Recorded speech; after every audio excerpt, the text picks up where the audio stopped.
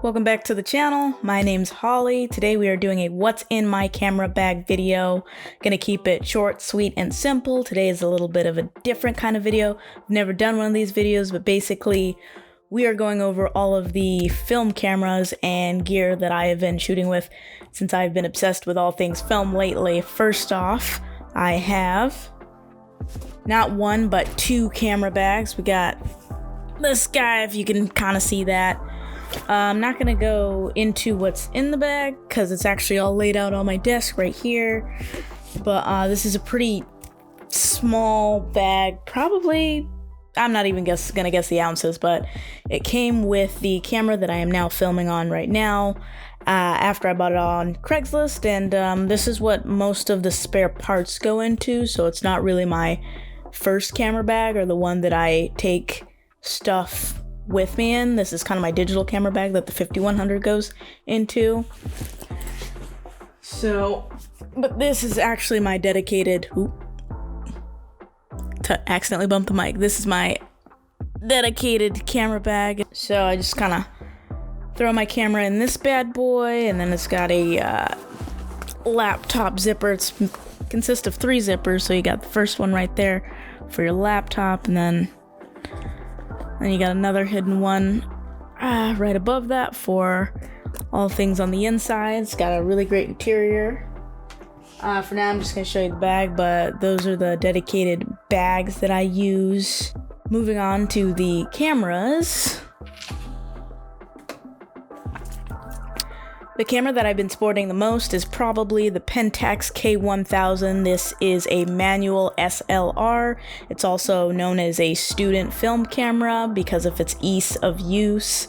So if you're wanting to kind of learn about ISO, aperture, and all those things, and you have no camera background whatsoever, and you want to start with film rather than digital, basically this is the camera to do it. But anyway, it's just kind of easily become my favorite camera. It has a 50mm lens on there, and it's super easy to use. Got a roll of Ektar 100 that I'm testing out in there.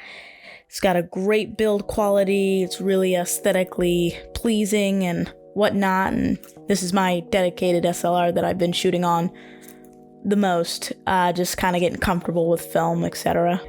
Next up, we have the Minolta X700, as you can see right there.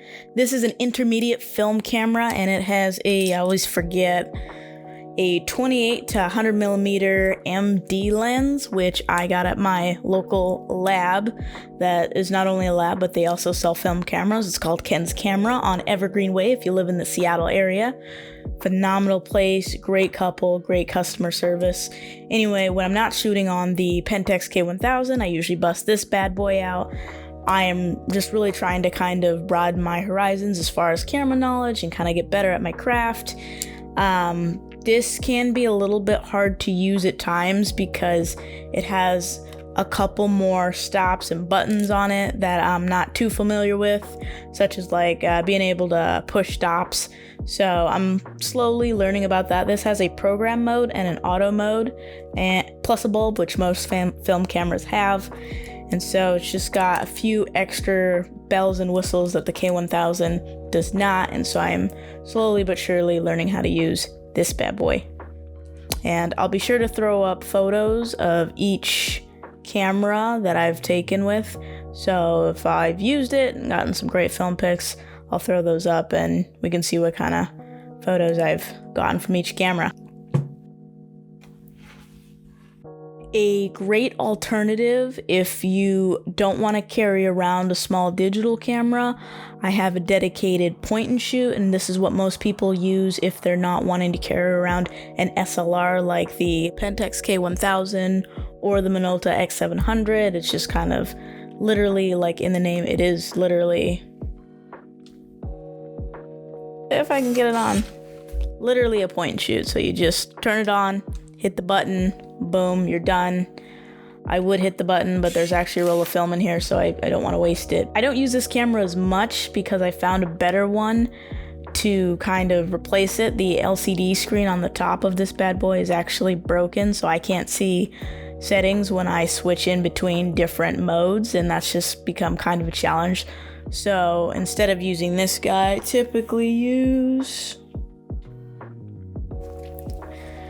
another Pentax camera, except this is the Pentax IQ Zoom 140. I thought this was the 70. Oh, wow. For some reason. Yeah, so this is a great point and shoot. It's got a panoramic mode. It watches out for red eye, and it's got autofocus. And if you have a remote or have an alternative device that acts as a remote, it also has that setting on top here. It has a digital film counter, which means the LCD screen is up there, and instead of having little rotating numbers like a disposable does, the number of shots that you have left is displayed up there along with the additional settings.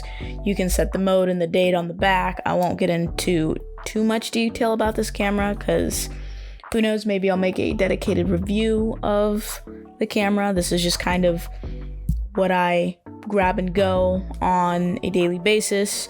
So this guy is my dedicated point and shoot. As soon as I get done with the roll from the Minolta Explorer, if you would like a great dedicated point and shoot camera, the Pentax IQ Zoom 140 is my go-to.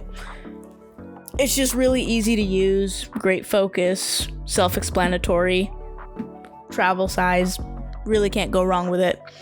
My favorite camera that I've been sporting the most, which is interesting, is not an SLR or a point and shoot, but it is a reusable film camera, so it takes the place of a disposable camera.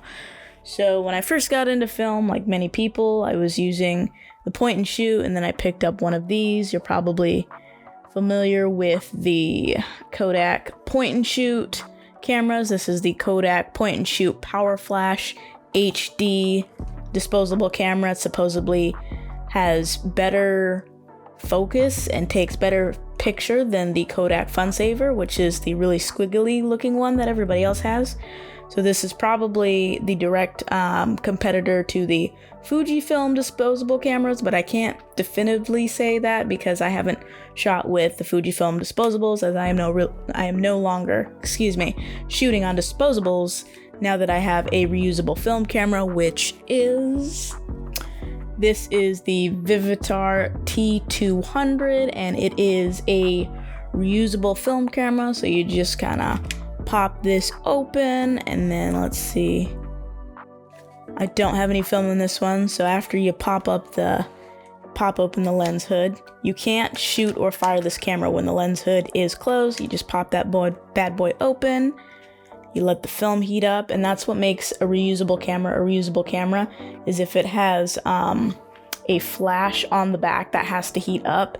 It is not like a dedicated point and shoot. It's a reusable film camera. So anyway, you wait for the flash, you wind up the film, boom, and you've got your picture. And it's just a really, really fun camera. I think Kodak makes reusable cameras called the Kodak M35M. I don't know. I will try and link the correct name. It's the rainbow series of reusable cameras. So they come in like yellow, orange, red, pink. They're quite popular. This is a very environmentally friendly camera, and that's probably why it's really fun and feels good to use, because it's both good for the environment, it's low maintenance, it's a one-time purchase. You don't have to keep purchasing disposable after disposable because you have this. And it's just really easy to use. It's a lot of fun. Whenever I want to take candid photos, I'm in a pinch and I'm just like, oh, I really want to get a photo with these people. This is the camera that I use. If not this camera, it's the Pentax IQ 140 point and shoot, because not everybody has the time to lug around an SLR. The SLRs are kind of used for, like, if I'm doing kind of a photo walk downtown and I want to take the time to focus and get the right metering done for light and set my aperture. That's kind of what I use my SLRs for.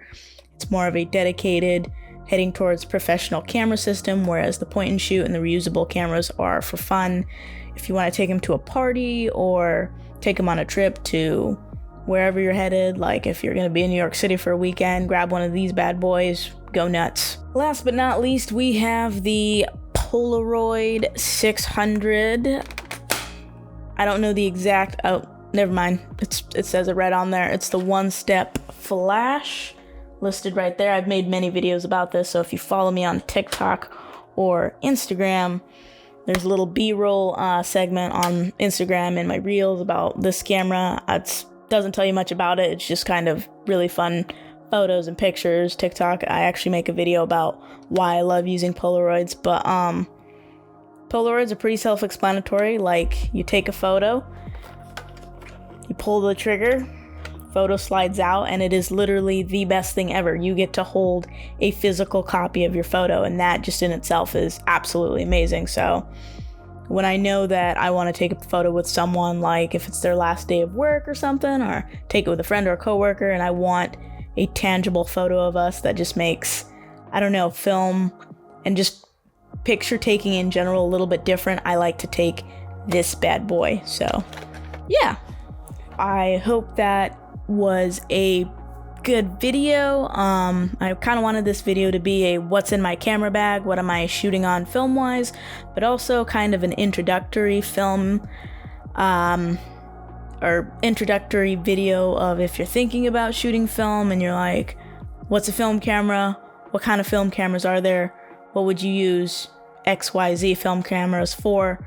This is my personal arsenal, and it has got SLRs, reusable film cameras, 35mm point and shoots. I'll make more dedicated videos on each one. If you would like to know more about a specific one, you can go ahead and comment below to hear about more of an in-depth video of a specific camera if you'd like to do that, and I will try to read the comments, and whatever camera has the most comments, I'll make a video about it. I'm gonna make a video regardless, but if you just want to see one a lot sooner, then go ahead and leave a comment below. So yeah, I hope this helps. Let me know if it helps. Let me know if you have any questions, and I will try and get back to you in the comment section. So yeah, new videos coming soon. Really trying to get on a consistent basis with this and figure out my setup. This is kind of an awkward setup for me, but hey, it works. Please like and subscribe if you got anything out of this video. That really helps. So give this video a thumbs up, and if you want to see more or receive notifications, hit that bell or just the subscribe button. I don't really hit the bell for anyone because I hate notifications on my phone. So if you just want to subscribe and it shows up in your YouTube notifications, but not on your phone, so that's nice. That's what I do. Anyway, so yeah, and follow me on Instagram, and I've got more film videos in various places like TikTok and Instagram, not so much Twitter. But yeah, hope you enjoyed this video. Thanks for watching, and I will see you hopefully very soon. So yeah, peace.